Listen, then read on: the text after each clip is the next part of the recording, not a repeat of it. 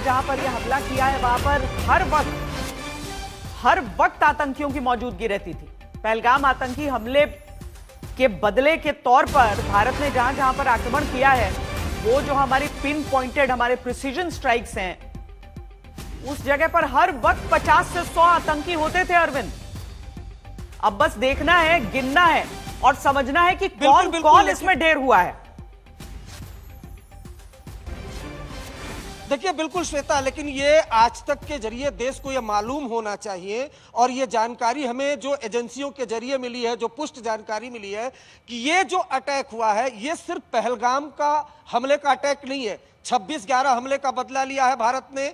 उसके अलावा पुलवामा, आपको याद होगा पुलवामा में जो हमला हुआ था, जहां पर ट्रेनिंग उन आतंकियों की हुई थी और जहां से ये पूरी प्लानिंग ली गई थी, उस पर भी हमला हुआ है। तो 26/11 पहलगाम हमला, पुलवामा में जो हमला हुआ था, संसद भवन में जो हमला हुआ था, ये तमाम साजिशें जहां पर रची गई थी उनको उड़ाया गया है। और पीओके में जैश का जो ठिकाना है जिसे उड़ाया गया है, वहां हर वक्त 50 से 100 जो टॉप मोस्ट जैश के आतंकवादी होते थे वो रहते थे। संख्या तो और ज्यादा है, लेकिन 50-100 वो हैं जो जैश ए मोहम्मद को पीओके में लीड करते थे। और इस सेंटर पर पाकिस्तान आर्मी की जो एसएसजी की ग्रुप है वो आतंकियों को ट्रेनिंग देती थी और यहां पर फिदायीन हमलावर भी होते थे।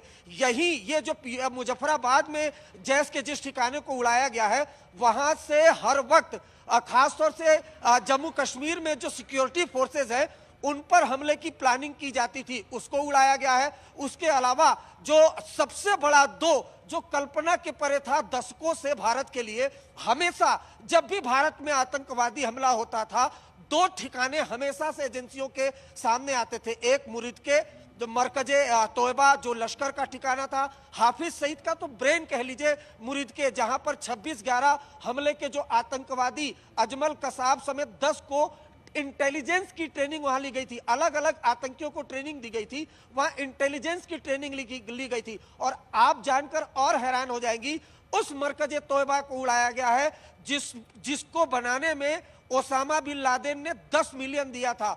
उस मरकज को उड़ा दिया गया है और वहां तो भारी तादाद में लश्कर के आतंकवादी रहते हैं। उसके अलावा बहावलपुर की बात कर लीजिए, जैश का ठिकाना, मसूद अजहर का ठिकाना, मसूद अजहर का ब्रेन, उसको उड़ा दिया गया है। इसलिए हम कह रहे हैं कि भारत ने एक साथ भारत में बीते दशकों से जो हमले हुए थे उन सबका बदला इस हमले में लिया है।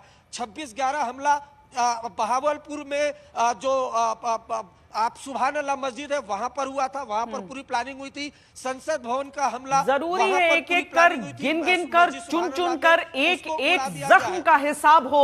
जितेंद्र, क्या तैयारियों की अपडेट आ रही है पूरी बॉर्डर को लेकर? न केवल लाइन ऑफ कंट्रोल बल्कि इंटरनेशनल बॉर्डर पर भी सतर्कता बहुत हाई रखी गई है। जितेंद्र, बिल्कुल श्वेता, रात से ही जो गृह मंत्रालय का कंट्रोल रूम है यहाँ पर तमाम अर्धसैनिक बलों के अधिकारी, इसके साथ साथ जो दूसरे गृह मंत्रालय और आंतरिक सुरक्षा से जुड़े हुए अधिकारी हैं वो इस कंट्रोल रूम में मौजूद थे। और जानकारी मिल रही है कि बीएसएफ को उसी समय अलर्ट कर दिया गया था, चाहे वो इंटरनेशनल बॉर्डर जम्मू का हो, पंजाब का हो, राजस्थान का हो या फिर बांग्लादेश की तरफ का जो इंटरनेशनल बॉर्डर है, यहाँ पर भी बीएसएफ को पूरी तरीके से हाई अलर्ट किया गया था। क्योंकि जिस तरीके की परिस्थिति इस वक्त बनी हुई है, भारत ने 9 जो टारगेट हैं वहां को हिट किया है और पिन पॉइंटेड हिट किया है। ऐसे में पाकिस्तान अगर किसी भी हरकत को अंजाम देता है या कोई हिमाकत करता है तो उसका जवाब भारत की आर्मी तो दे ही रही है, एयरफोर्स की तरफ से भी दिया जा रहा है और नेवी कोऑर्डिनेटेड वे में ये पूरा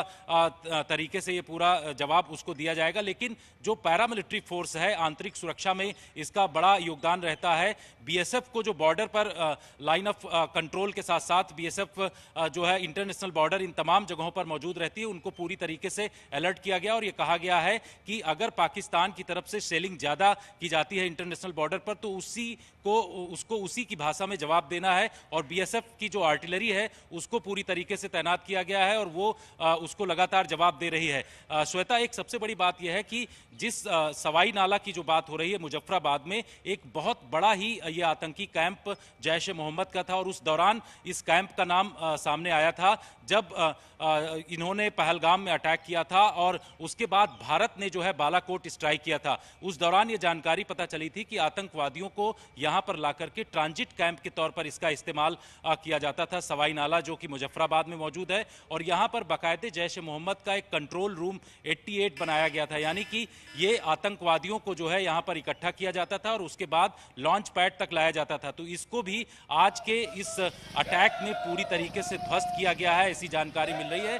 साथ ही एक बड़ी जानकारी ये भी है कि हिजबुल मुजाहिदीन का भी एक लॉन्चिंग कैंप है, टेरर कैंप है, वहां भी अटैक भारतीय सेनाओं की तरफ से किया गया है और यहां भी ये कहा जा रहा है कि आतंकवादी भारी संख्या में मौजूद थे, जिनको कि सुरक्षा बलों के इस पिन पॉइंटेड ऑपरेशन में ढेर किया गया है। तो ऐसी लगातार 9 जो लोकेशंस हैं, वो चाहे इंटरनेशनल बॉर्डर से कुछ दूरी पर मौजूद हों या फिर पाकिस्तान के अंदर कई ऐसी जगहें हैं जहां पर सीधे प्रिसाइज एक्शन भारत की सेनाओं की तरफ से लिया गया है, जिसमें काफी नुकसान हुआ है जैश ए मोहम्मद के आतंकी ठिकानों की, साथ साथ ही जो लश्कर के आतंकी ठिकाने हैं उनको भी पूरी तरीके से नुकसान हुआ है। और इसकी जानकारी 10 बजे के आसपास जो एक प्रेस कॉन्फ्रेंस की जा रही है उसके द्वारा दिया जाएगा। ये तस्वीरें देश में जश्न की हम दिखा रहे हैं, राजस्थान की ये तस्वीरें। लोग, मेरा नाम विक्रम कुमार है। ये सुबह सुबह आप लोगों ने पटाखे फोड़ने शुरू कर दिए, कब और क्या जानकारी मिली आपको? हमारे को ये मिली है कि रात को 1:30 बजे भारत ने पाकिस्तान पे हमला कर दिया है और अपने जो अभी उन्होंने